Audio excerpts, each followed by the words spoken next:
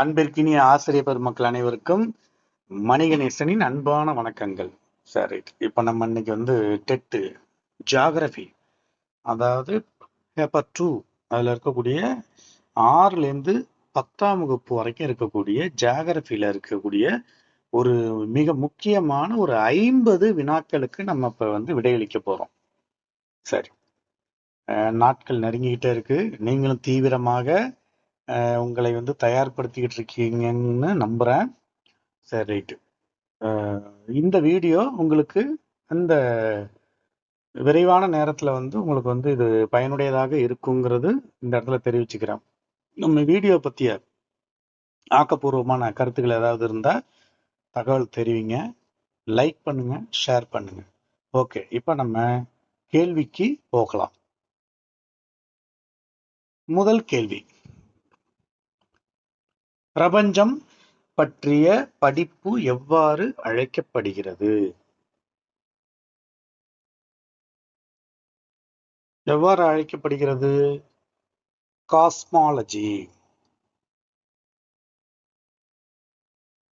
அதாவது அண்டவியல் பற்றிய விரிவான படிப்பு காஸ்மாலஜி என அழைக்கப்படுகிறது. காஸ்மாலஜி தான். சரி, அடுத்து இரண்டாவது வினா, சூரிய குடும்பத்தில் மிகவும் வெப்பமான கோள் எது? சூரிய குடும்பத்துல மிகவும் வெப்பமான கோள் எது அப்படின்னு கேட்டோன்னே நம்ம என்ன நினைச்சுக்கோம்னா, சூரியனுக்கு மிக அருகில் நெருக்கமாக இருக்கக்கூடிய புதனாக இருக்குமோ அப்படின்னு நம்ம நினைப்போம். ஆனா அது இல்ல. சூரிய குடும்பத்துல இரட்டை கோள்கள் அப்படின்னு சொல்லக்கூடிய வெள்ளி தான். அதாவது வளிமண்டலத்தில் அதிக கார்பன் டை ஆக்சைடு உள்ளதால் வெள்ளி மிகவும் வெப்பமான கோளாக அறியப்படுகிறது. வெள்ளிக்கோள் தான் மிகவும் வெப்பமான கோள். சரி, அடுத்து இப்ப மூன்றாவது வினாவிற்கு செல்லலாம். நிலவிற்கு அனுப்பப்பட்ட இந்தியாவின் முதல் விண்கலம் எது? நிலவோட நம்மளிடையே சொல்லியிருக்கேன். கேள்வி பதில் இது மாதிரி வந்துச்சுன்னா இதுதான் சரியான விடைன்னா டிக் அடிச்சுட்டு போயிட்டே இருங்க. சரி, கொஞ்சம் தடுமாற்றமா இருக்கு சார், கொஞ்சம் குழப்பமா இருக்கு, மறைஞ்சு போயிட்டு மறதியா இருக்கு, என்ன எதை போடுறது எதை அப்படின்னு ஒரு குழப்பமான தெளிவற்ற நிலையில இருக்கக்கூடிய அந்த தேர்வு நேரத்துல இந்த மாதிரி கேள்வி பதில் வரும்போது கேள்வியிலிருந்து பதிலை நோக்கி, இதுதான் இது நான் ஒரு 3 ஐடியா சொல்லியிருப்பேன். அதுல கொஸ்டின் டு ஆன்சர், அதனுடைய அடிப்படையில் என்ன பார்க்கணும்னா கொஸ்டின்ல இருக்கக்கூடிய வார்த்தைகள் பதில்ல இருக்கான்னு பாருங்க. நிலவு அப்படின்னு கொடுத்துருக்கான். நிலவுக்கு இன்னொரு பேர் என்னது? சந்திரன், திங்கள், இப்படிலாம் நம்ம தமிழ் புத்தகத்துல படிச்சிருப்போம். நிலவின் வேறு பெயர்கள். அதன் அடிப்படையில் இங்க பாக்குறப்ப நிலவோட சம்பந்தப்பட்ட பதிலாக இங்க என்ன இருக்குன்னா சந்திரயான் அப்படின்னு இருக்கு. அதுதான் சரியான விடை, சந்திரயான் 1. அப்ப நிலவிற்கு அனுப்பப்பட்ட இந்தியாவின் முதல் விண்கலம் சந்திரயான் ஃபர்ஸ்ட். இது 2008ல நிலவை ஆராய அனுப்பப்பட்ட முதல் விண்கலம் ஆகும். அதுக்கப்புறம் சந்திரயான் 2, 3 வரைக்கும் வந்துட்டு அப்புறம் மங்கள்யான் எதுக்கு அனுப்பப்பட்டதுன்னா அது செவ்வாய் கோளை ஆராய்வதற்காக அனுப்பப்பட்டது. ரைட், இதெல்லாம் கூடுதல் தகவல்கள். அடுத்து நம்ம 4வது வினாவிற்கு செல்லலாம். உலகின் மிக ஆழமான அகழி எது? ஆழமான அகழி, உலகின் மிக ஆழமான அகழி எது அப்படின்னா அது மரியானா அகழி தான். இந்த கேள்விக்கான பதிலை நம்ம கொஞ்சம் நினைவில் கொண்டுதான் ஆக வேண்டும். ஆழமான அகழி மரியானா அகழி. இது பசிபிக் பெருங்கடலில் உள்ளது. உலகின் மிக ஆழமான அகழியாகும். சரி, இப்ப நம்ம அடுத்து 5வது வினாவிற்கு செல்லலாம். வளிமண்டலத்தில் அதிக அளவு காணப்படும் வாயு எது? இந்த கேள்வி இந்த புவியியல் மற்றும் அறிவியல் தொடர்புடைய மாதிரி வினா தேர்வுல அதிக இந்த கேள்வி கட்டாயம் இடம் பெற்றுக்கிட்டே இருக்கு. வளிமண்டலத்துல அதிகம் காணப்படும் வாயு எது அப்படின்னா அதிகமா காணப்படக்கூடிய வாயு நைட்ரஜன் தான். அதாவது வளிமண்டலத்தில் சுமார் 78% உள்ளது. அப்ப இதுல 21% தான் நம்ம சுவாசிக்கக்கூடிய ஆக்சிஜன் இருக்குது. ஏனைய 1% தான் இந்த கார்பன் இந்த மாதிரியான மற்ற வாயுக்கள் இடம்பெற்று இருக்கிறது. இந்த வாயுக்கள்லாம் சேர்ந்ததுக்கு பேரு தான் காற்று. அதனாலதான் காற்று ஒரு கலவை அப்படின்னு சொல்லுவோம். சரி, ரைட். அடுத்து 6வது கேள்வி. காற்றில் உள்ள ஈரப்பதத்தை அளக்க பயன்படும் கருவி எது? காற்றில் இருக்கக்கூடிய ஈரப்பதத்தை, இந்த ஈரப்பதத்தை அளக்க பயன்படும் கருவி ஹைக்ரோமீட்டர். ஈரப்பதத்தை அளவிட ஹைக்ரோமீட்டர் பயன்படுகிறது. இதை பயன்படுத்தி தான் காற்றுல இவ்வளவு ஈரப்பதம் இருக்குது அப்படின்னு வானிலை அறிக்கை சொல்லக்கூடியவர்கள் நமக்கு தெரிவிப்பார்கள். சரி, அடுத்து 7வது கேள்வி. இந்தியாவில் மிக அதிக மழை பெறும் பகுதி எது? இந்தியாவில் மிக அதிக மழை பெறும் பகுதி, நம்மெல்லாம் இன்னைக்கு நம்ம ஆசிரியர்களா இருக்கிறோம். நம்மெல்லாம் சின்ன பிள்ளையா இருக்கும்போது நாம் படித்த காலத்துல அதை விட ஒரு 10-20 வருடங்களுக்கு முன்னாடி கூட நம்ம என்ன பண்ணோம், சிறப்புஞ்சின்னு தான் சொல்லி கொடுத்துட்டு இருப்போம். ஆனா இப்ப நவீன காலத்துல, இப்ப தற்காலத்துல இந்தியாவில் மிக அதிக மழை பெறும் பகுதி எதுன்னா மவுன்சிராம். மவுன்சிராம் இது மேகாலயால இருக்குது. இதுதான் உலகில் அதிக மழை பெறும் பகுதியாகும், மவுன்சிராம். அடுத்து 8வது கேள்வி. இந்தியாவின் மிக நீளமான ஆறு எது? இந்தியாவின் மிக நீளமான ஆறு எது? எது அப்படின்னா கங்கை ஆறு தான். 25 கிலோமீட்டர், அதாவது 2525 கிலோமீட்டர் நீளமுடைய கங்கை இந்தியாவின் மிக நீளமான ஆறு ஆகும். கங்கை தான். அடுத்து 9வது கேள்வி. மேற்கு தொடர்ச்சி மலையும் கிழக்கு தொடர்ச்சி மலையும் சந்திக்கும் இடம் எது? மேற்கு தொடர்ச்சி மலையும் கிழக்கு தொடர்ச்சி மலையும் ஒரு இடத்துல ஒரு புள்ளியில சந்திக்குது. அந்த இடத்திற்கு பெயர் தான் அந்த சந்திக்கும் இடம் எது அப்படின்னு கேக்குறான். அது நீலகிரி. இரு மலைத்தொடர்களும் நீலகிரி மலையில் சந்திக்கின்றன. நீலகிரியில தான் 2 தொடர்ச்சி மலையும் சந்திக்குது, மேற்கு கிழக்கு தொடர்ச்சி மலைகள்.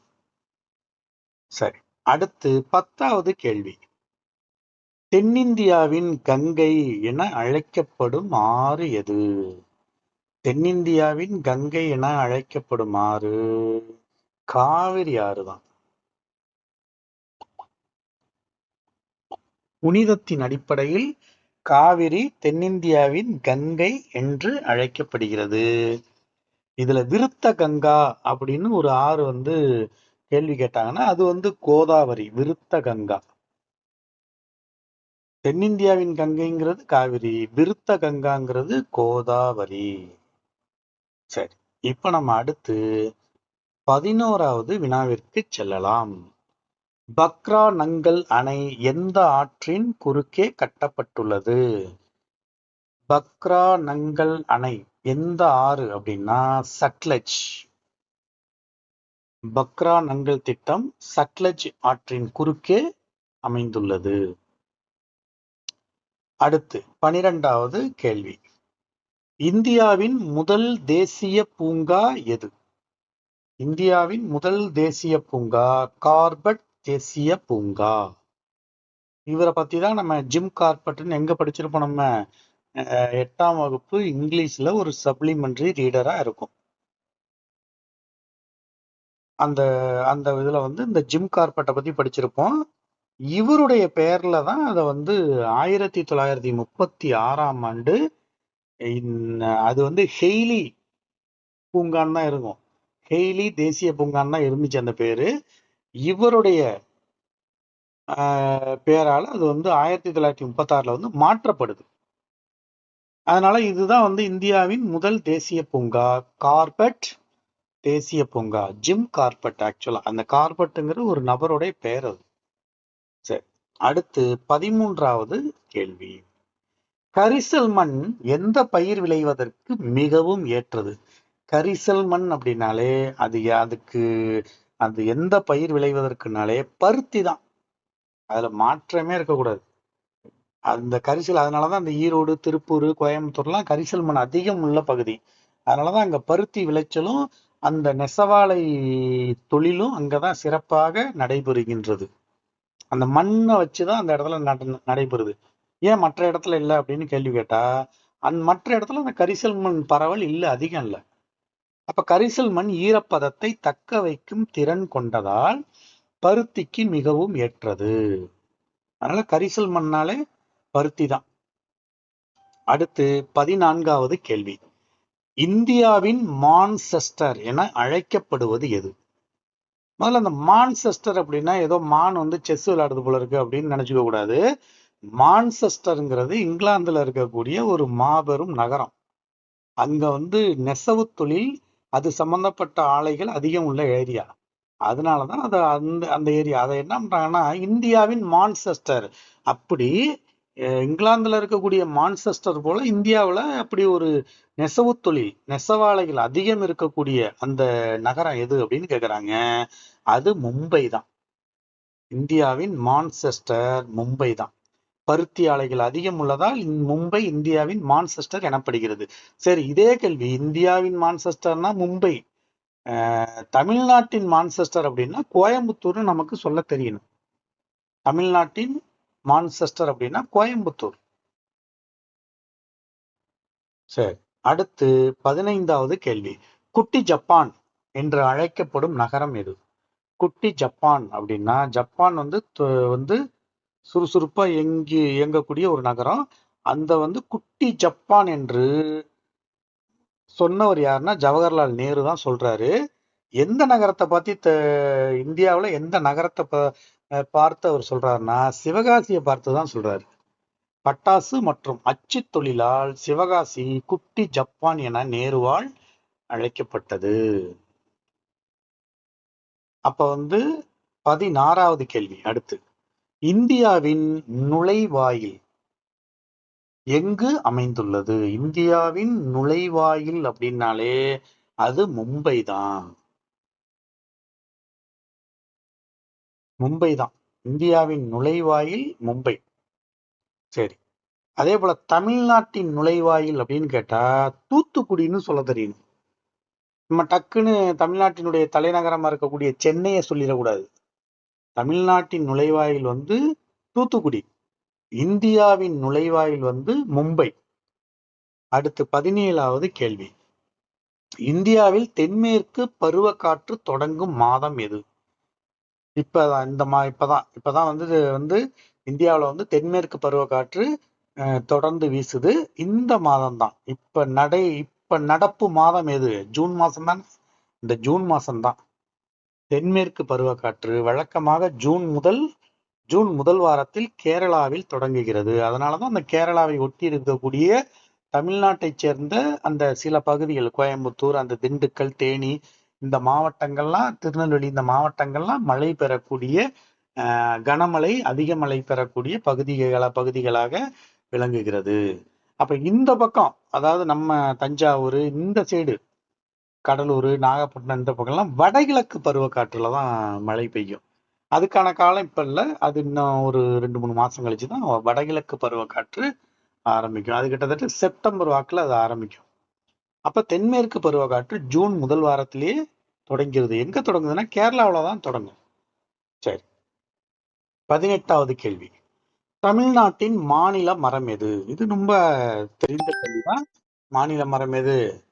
ஆலமரம்னு சொல்ல மாட்டோம், வேப்ப மரம் தான்.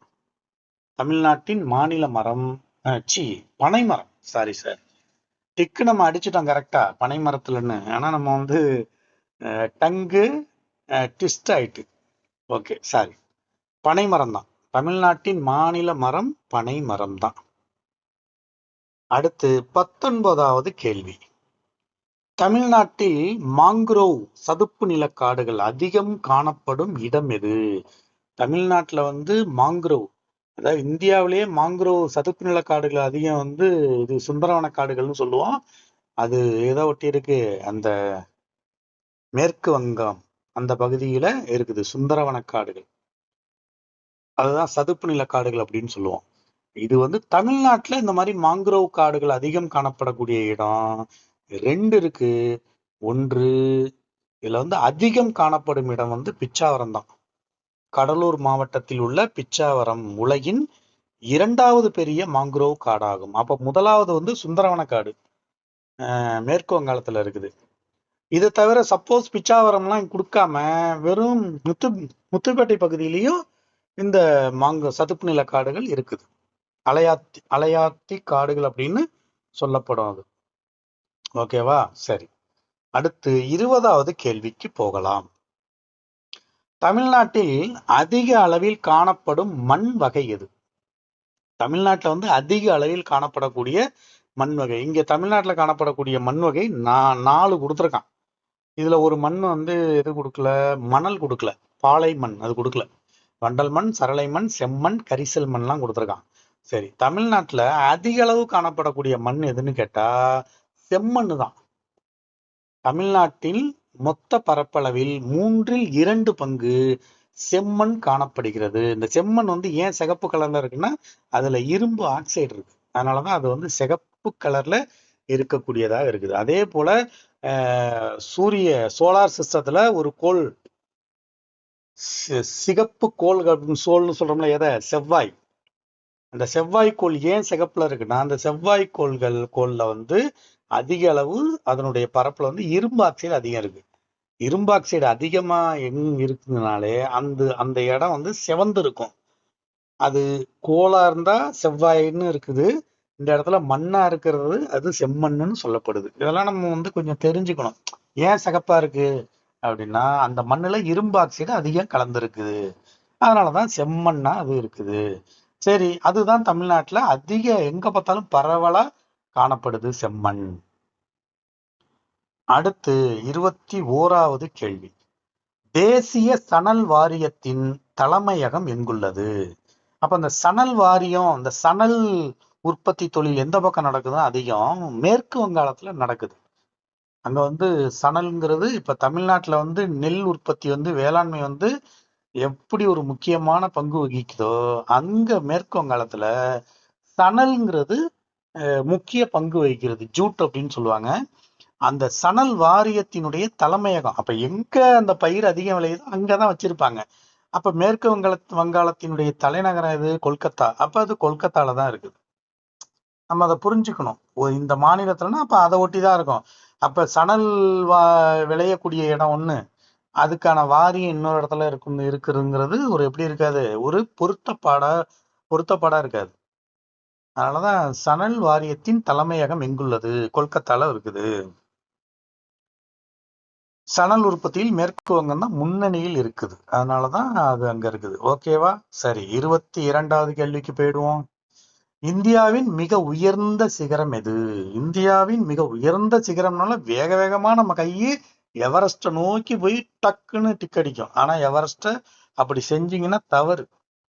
இந்தியாவின் மிக உயர்ந்த சிகரம், உலகிலேயே மிக உயர்ந்த சிகரம்னு சொன்னாதான் எவரெஸ்ட். ஆக்சுவலா அந்த எவரெஸ்ட் இந்தியாவில கிடையாது, அது நேபாளத்துலதான் இருக்குது. முடிஞ்சிச்சா? அப்படிங்கிறப்ப இந்தியாவின் மிக உயர்ந்த சிகரம் எது?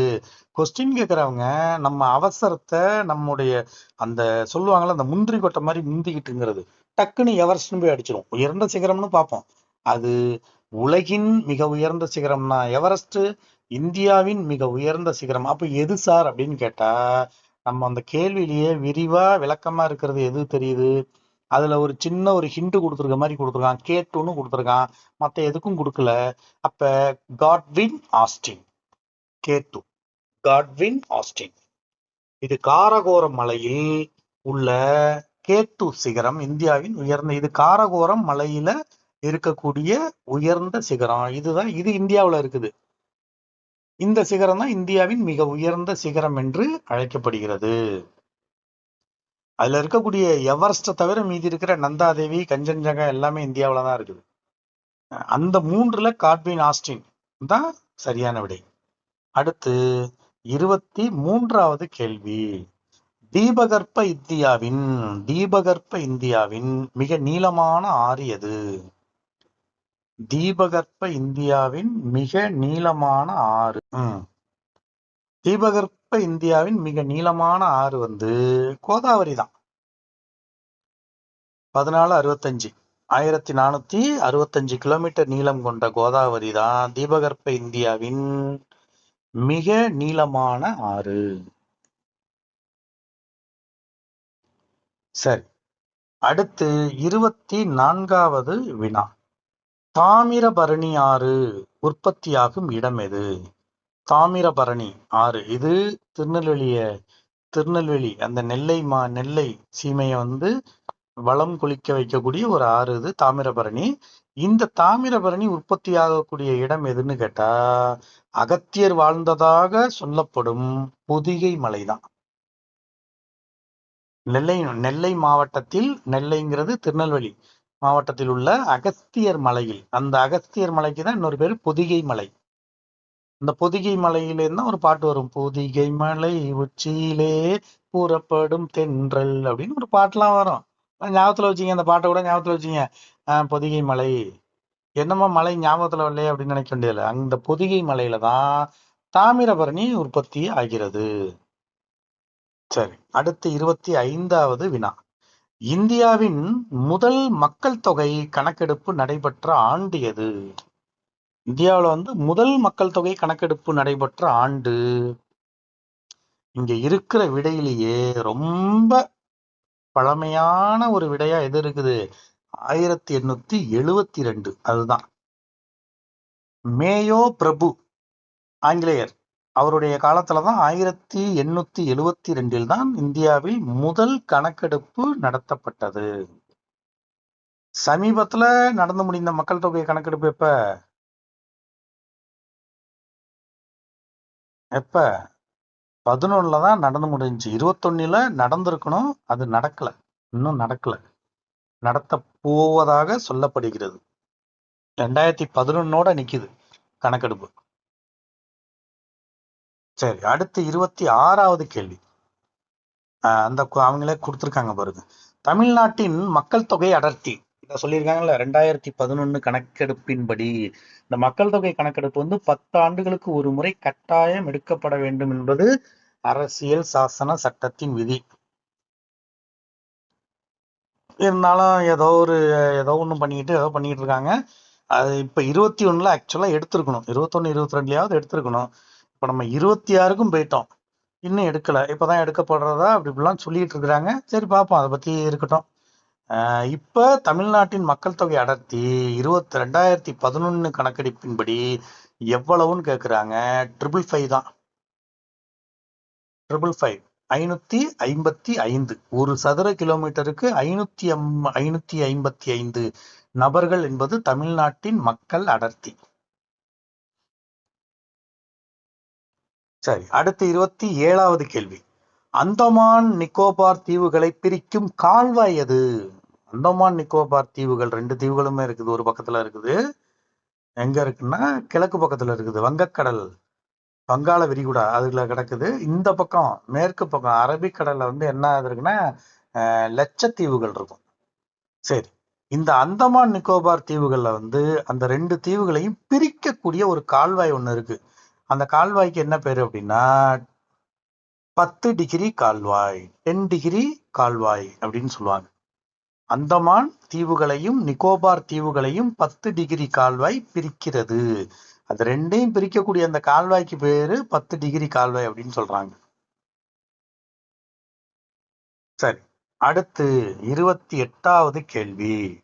இமயமலை எவ்வாறு அழைக்கப்படுகிறது? இமயமலை எவ்வாறு அழைக்கப்படுகிறதுனா அது ஒரு இளமையான மடிப்பு மலை. இமயமலை இளமையானது, ஞாபகத்துல வச்சுங்க. அதனாலதான் அதை இள மடிப்பு மலை அப்படின்னு சொல்லுவாங்க. இள மடிப்பு மலை. நம்ம இமயமலைன்னு ரொம்ப அது பழைய காலத்துல இருந்து இருக்கு, அதனால பழமையான மடிப்பு மலை அப்படின்னு நம்மளா நினைச்சுக்குவோம். அப்படி நினைச்சீங்கன்னா தப்பு. பழமையான மடிப்பு மலை என்பது என்னன்னா ஆரவல்லி மலைத்தொடர் தான் பழமையான மடிப்பு மலை. ஆரவல்லி தான் பழமையானது, அதான். இங்கே இமயமலைங்கிறது இளமையானது, அதனால இளமடிப்பு மலை. புவித்தட்டுகளின் மோதலால் உருவானதால் இது இளமடிப்பு மலை எனப்படுகிறது. அடுத்து 29வது வினா. பாமீர் முடிச்சி, பாமீர் நாட் அப்படின்னு சொல்றாங்க, எவ்வாறு அழைக்கப்படுகிறது? பாமீர் முடிச்சினாலே அதுதான் உலகத்தின் கூரை என்று அழைக்கப்படுகிறது. அது எந்த பீடபூமியில அமைஞ்சிருக்குன்னா திபெத்து பீடபூமியில அமைஞ்சிருக்கு. அப்ப இந்த பாமீர் இந்த ஏரியா எங்க இருக்குன்னா திபெத்துல தான் இருக்குது. மிக உயரத்தில் அமைந்துள்ளதால் பாமீர் முடிச்சி உலகின் கூரை எனப்படுகிறது. அடுத்து 30வது வினா. சிலிக்கா ஏரி எந்த மாநிலத்தில் உள்ளது? சிலிக்கா சிலிக்கா ஏரி எந்த மாநிலத்துல இருக்குது அப்படின்னு கேக்குறாங்க. சிலிக்கா ஒடிசா.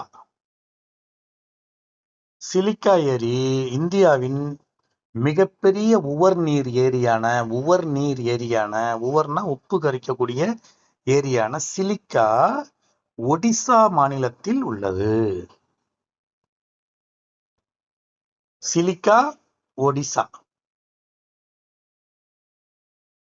சில்க் எப்படி இருப்பா? ஒடிசலா இருப்பால்ல, அதான் சில்க். சிலிக்கா ஒடிசா. சரி. 31. புவி தன் அச்சில் ஒரு முறை சுழலுவதற்கு எடுத்துக்கொள்ளும் நேரம் எவ்வளவு? இது நம்ம எல்லாருக்குமே தெரியும். புவி தன்னைத்தானே சுற்றி கொள்கிறது, சூரியனையும் சுற்றி வருகிறது. இதுதான் புவியியலுடைய அடிப்படையான ஒரு கருத்து. இந்த கருத்துல புவி தன் அச்சுல ஒரு முறை சுழலுவதற்கு, அதை யாரும் சுற்றி விடல, சுழலுதல், அதுவாகவே சுழலுகிறது. அப்படி அது சுழலுவதற்கு எடுத்துக்கொள்ளக்கூடிய நேரம் தான் ஒரு நாள் ஆகுது. அந்த ஒரு நாள் என்பது 24 மணி நேரத்தை குறிக்கும். அதனால 24 மணி நேரம். எக்ஸாக்டா என்ன சொல்றாங்க? பூமி தன்னைத்தானே சுற்ற 23 மணி 56 நிமிடம் 4 வினாடிகள் ஆகிறது.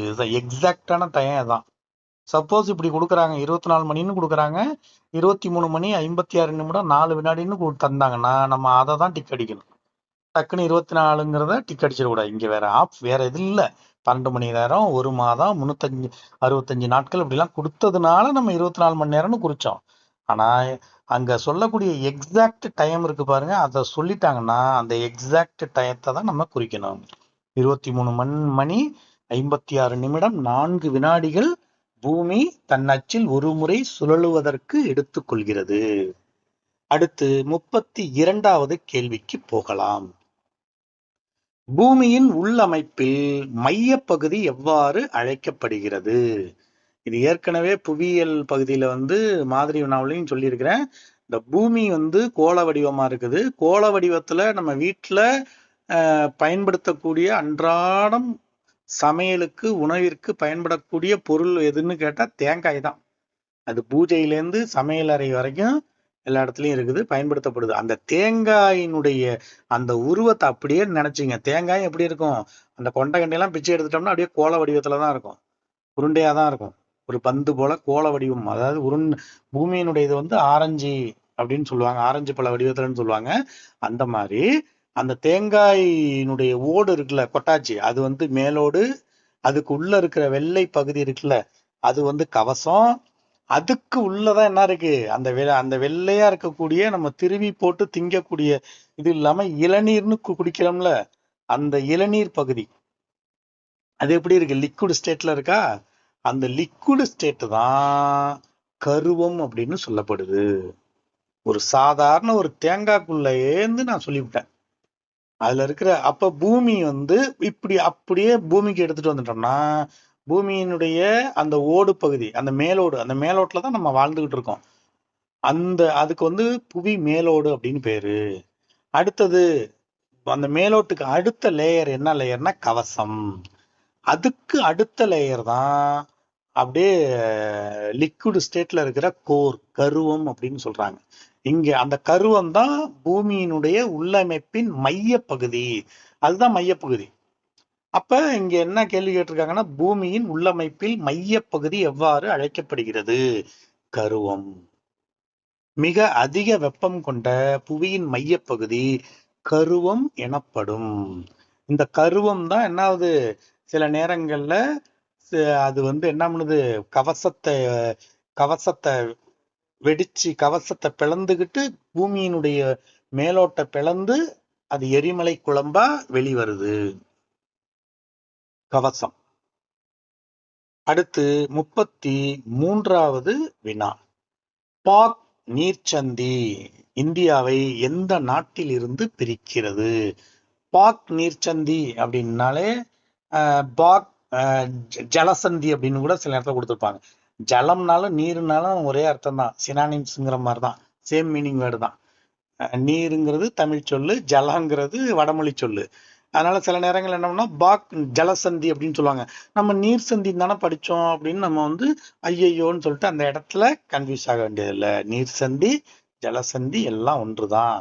சரி, நமக்கு கேள்வி என்னன்னா, பாக் நீர்ச்சந்தி இந்தியாவை எந்த நாட்டிலிருந்து பிரிக்கிறது? அது நான் இந்தியாவினுடைய தென்கோடி முனையில இருக்கிற ஒரு தீவு இருக்குல்ல, இலங்கை தீவு, அந்த இலங்கை நாட்டை தான் நம்ம இந்த பாக் நீர்ச்சந்தி பிரிக்குது. அதாவது இது வந்து என்னது, இந்த பாக் நீர்ச்சந்தி மற்றும் மன்னார் வளைகுடா இந்தியாவை இலங்கையிலிருந்து பிரிக்கின்றன. அடுத்து 34வது வினா. நிலநடுக்கத்தை அளக்க பயன்படும் அளவுகோல் எது? இது நல்லாவே உங்களுக்கு தெரியும். நிலநடுக்கம் எங்கேயாவது ஏற்பட்டுச்சு அப்படின்னா கூட நம்ம இந்தியாவில கூட சமீபத்துல எங்க ஏற்பட்டுச்சு, 2004ல இந்த குஜராத்ல ஏற்பட்டுச்சு பூகம்பம். அத இந்த நிலநடுக்கம்னால என்ன சொல்லுவாங்க, இத்தனை ரிக்டர் அளவுகோல், ரிக்டர் அப்படின்னு சொல்லுவாங்க. அதுல 6 ரிக்டர் அளவுகோ 6க்குள்ள இருந்துச்சுன்னா ஓரளவு கொஞ்சம் அந்த அதிர்வுகள் வந்து ஏற்கத்தக்கதுதான். 6க்கு மேல போனாதான் அந்த இடம் வந்து மிகவும் ஆபத்தான ஒரு பகுதியாக, ஆபத்தானதாக, பேரிடராக அறிவிக்கப்படும். அப்ப நிலநடுக்கத்தை அளக்க பயன்படும் அளவுகோல் எதுன்னா ரிக்டர் அளவுகோல் தான்.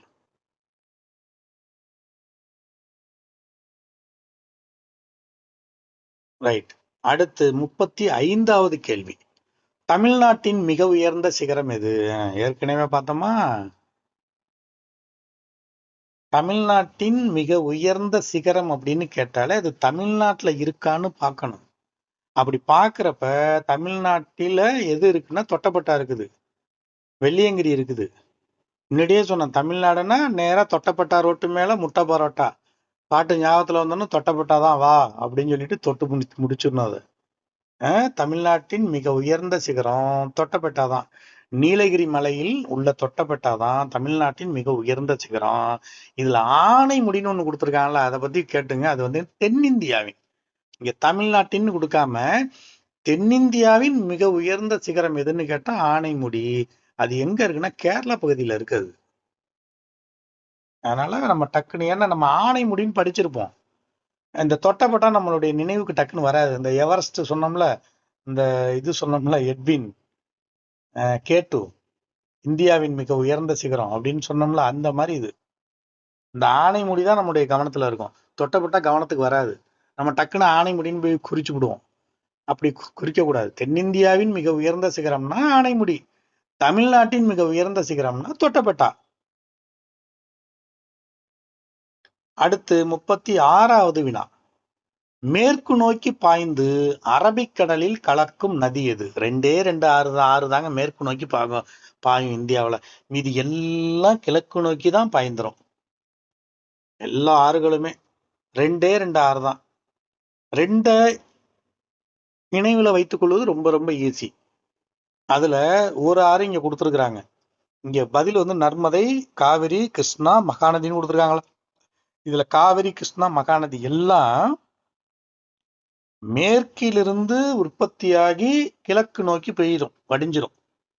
இந்த நர்மதையும் தபதிங்கிற ஆறு மட்டும்தான் மத்திய பிரதேசம் அந்த பகுதியில உற்பத்தியாகி, அது ரெண்டுமே அந்த சைடு உற்பத்தியாகி இந்த பக்கம் மகாராஷ்டிரா, குஜராத், மகாராஷ்டிராவை கடந்து அப்படி குஜராத்ல வந்து அங்க போய் மேற்கு, குஜராத் எங்க இருக்குன்னா இந்தியாவுடைய மேற்கு பக்கத்துல இருக்கு, அரபிக்கடல்ல இருக்குது, அந்த பக்கத்துல இருக்கு, அங்க போய் கலக்கும். 2 ஆறு தான், நினைவுல வச்சுங்க.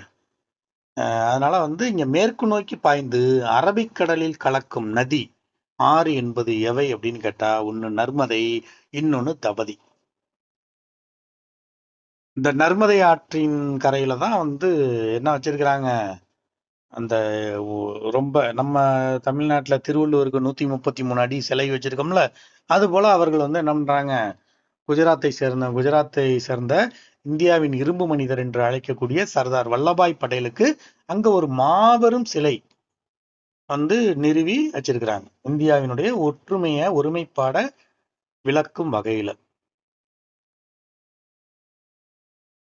ஓகே, அப்ப இந்த நர்மதை தபதி இது மட்டும்தான் மேற்கு நோக்கி பாய்ந்து அரபிக்கடலை போய் கலக்கும். மீதி எல்லாம் இங்கதான் கலக்கும். எல்லாம் வங்காள வங்கக்கடலை தான் போய் கலக்கும். காவிரி, கிருஷ்ணா, மகாநதி, கோதாவரி எல்லாமே இங்கதான் போய் கலக்கும்.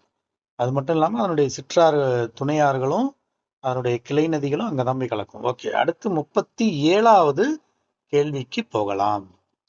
பழுப்பு நிலக்கரி தமிழ்நாட்டில் எங்கு வெட்டி எடுக்கப்படுகிறது? எல்லாருக்கும் நல்லாவே தெரியும். நெய்வேலி லிக்னைட் கார்பரேஷன் அப்படின்னு சொல்லுவாங்க, என்எல்சி அப்படின்னு சொல்லுவாங்க. நெய்வேலி தான். பழுப்பு நிலக்கரி தமிழ்நாட்டில் எங்கு வெட்டி எடுக்கப்படுகிறது? நெய்வேலி. கடலூர் மாவட்டத்தில் உள்ள நெய்வேலியில் லிக்னைட், அது லிக்னைட் அப்படின்னு சொல்லுவாங்க.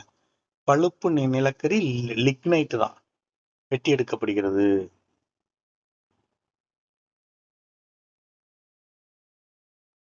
ஓகே, 38வது கேள்வி. ஏழைகளின் ஊட்டி என்று அழைக்கப்படும் மலை வாழிடம் எது அப்படின்னா ஏற்காடு தான். சேர்வராயன் மலையில இருக்குது. சரி, ஞாபகத்துல வச்சுங்க, ஏற்காடு. இதுல கொடைக்கானல் கொடுத்துருக்காங்க. கொடைக்கானல் மலைகளின் இளவரசி அப்படின்னு அதுக்கு ஒரு பட்ட பெயர் உண்டு. அப்ப ஊட்டிக்கு சார் அப்படின்னு கேட்டீங்கன்னா அது மலைகளின் அரசி, அவங்க கியூனு. ஊட்டி. கொடைக்கானல் இளவரசி. ஏற்காடு ஏழைகளின் ஊட்டி. இப்படி ஞாபகத்துல வச்சுங்க. சரி, அடுத்து அப்ப அதாவது 39வது கேள்வி. தென்னிந்தியாவின் நெற்களஞ்சியம் எது அப்படின்னு கேள்வி கேட்டாங்கன்னா காவிரி டெல்டா தான் தென்னிந்தியாவின் நெற்களஞ்சியம்.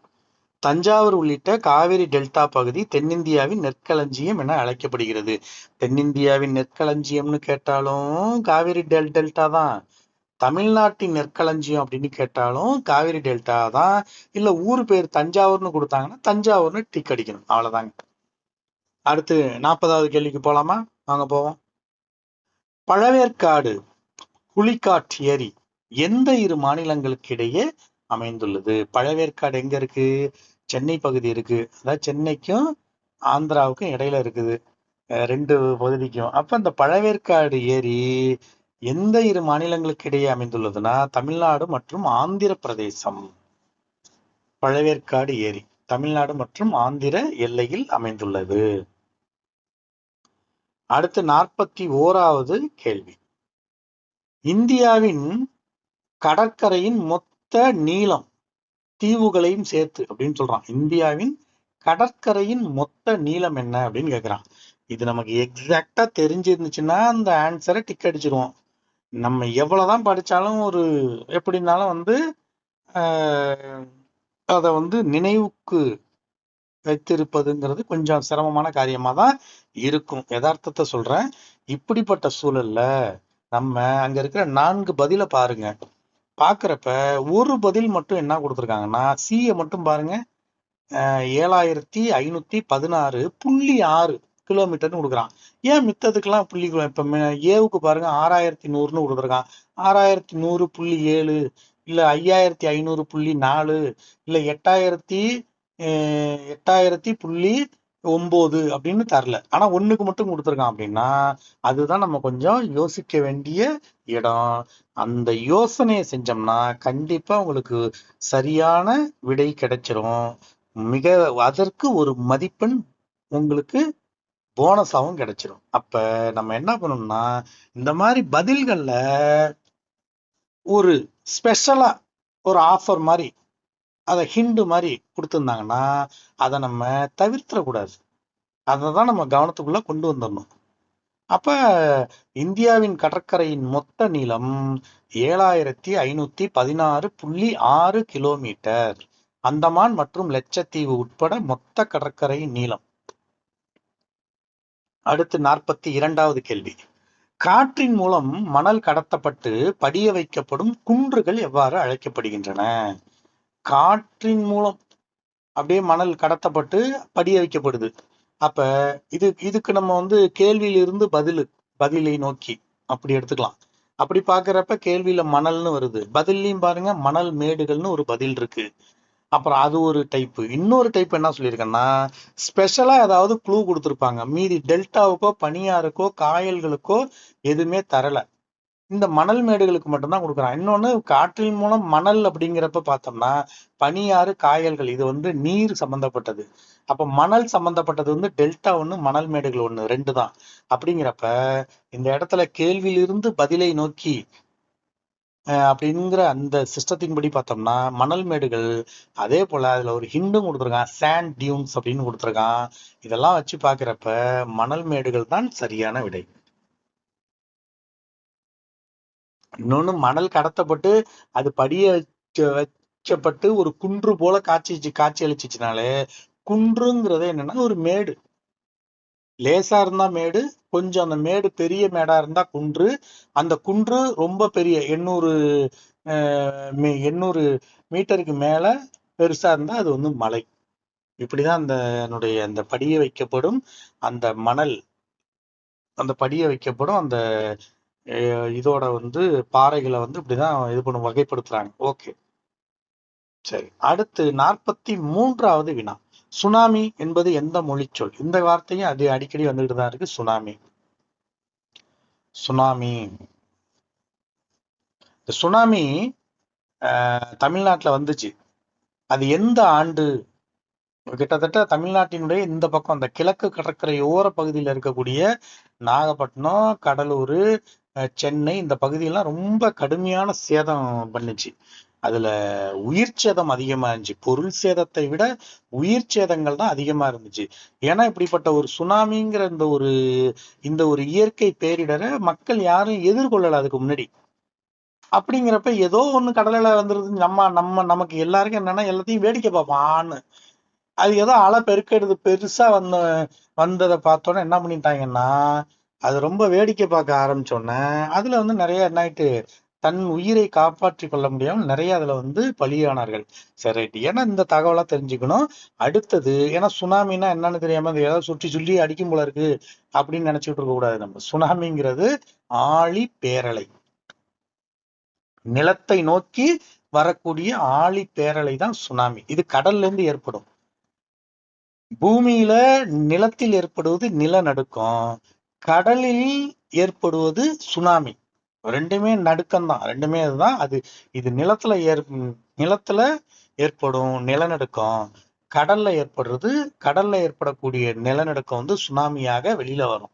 ரைட். இந்த சுனாமிங்கிற சொல்லு எந்த மொழி சொல் அப்படின்னா ஜப்பான் மொழி சொல்லுதான் அது. சு நாமி, துறைமுக அலை.